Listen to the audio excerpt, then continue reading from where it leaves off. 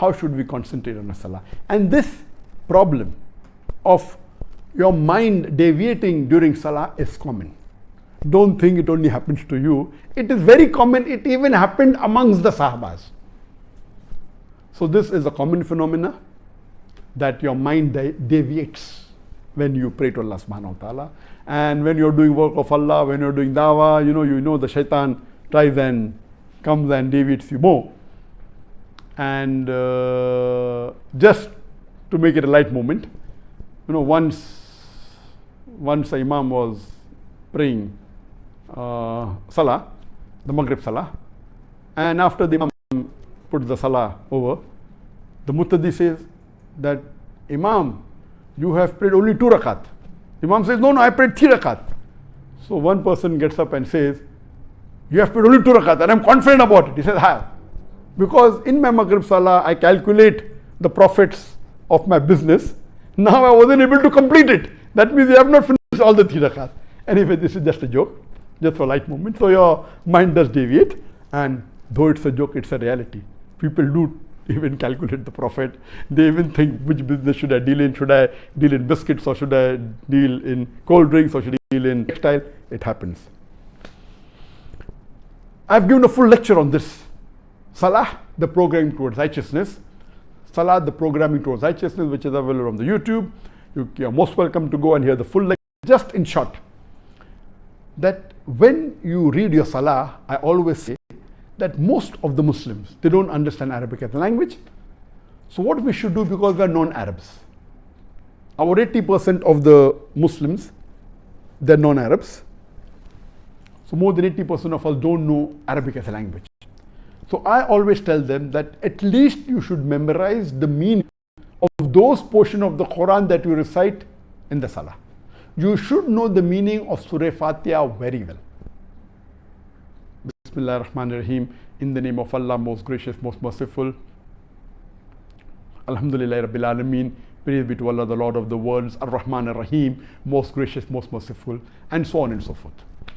After that, you recite the surahs. The surahs that you recite, you should, whether it be Surah Ikhlas, whether it be Surah Nas, Surah Falaq, whatever surah, see to it that those surahs that you recite in your Salah, you should know the meaning very well.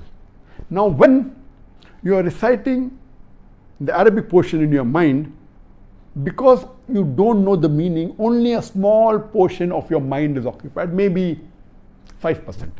95% of your mind is free. And most of the Muslims, you ask them to recite Surah Fatiha from the middle of the sleep, they will be able to do it. So only a small portion, so the remaining is blank. That's the reason he keeps on wondering. Now, when you recite in Arabic, and when you also at the same time translate at the back of your mind, recite in Arabic, at the back of your mind the meaning is being translated. Now more portion of your mind is occupied, less chances it will deviate. Those who know Arabic as a language, besides reciting, also concentrate on the meaning and will deviate less. Now once you start doing this, maybe after a few months, it becomes mechanical. You're reciting in Arabic, you know the translation so well, you can say it in the middle of your night, in the middle of your sleep. So what? Then, besides even recollecting the meaning, also concentrate on the meaning. A human being cannot concentrate on two things together.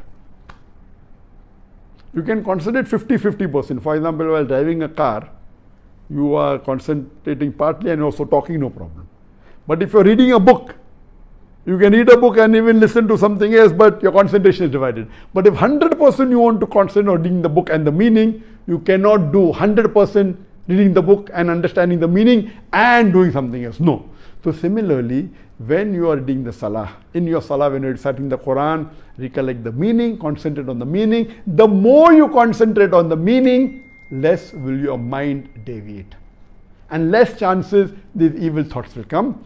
Less chances you will think of something else. So that's the reason. But to concentrate, you should know the meaning. If you don't know the meaning, how will you concentrate? This is the most important factor for concentrating and for getting khushu in Salah. And you try this, it will get you wonders. But your concentration level also keeps on differing. The more you concentrate, the more you will get the khushu in Salah. Even for the children, tell them the meaning of Surah Fatiha, of Surah Ikhlas. And that time it's not necessary that you have to think of something. Concentration itself occupies your mind. You don't have to see an image. I don't see any image. Yes, if you don't have anything, then you may have to bring an image like Kaaba, etc. But when you're concentrating on the meaning, image is not required and you'll get the real khushu. Hope that answers the question in brief. For more details, you can see my talk on Salah, the programming towards righteousness.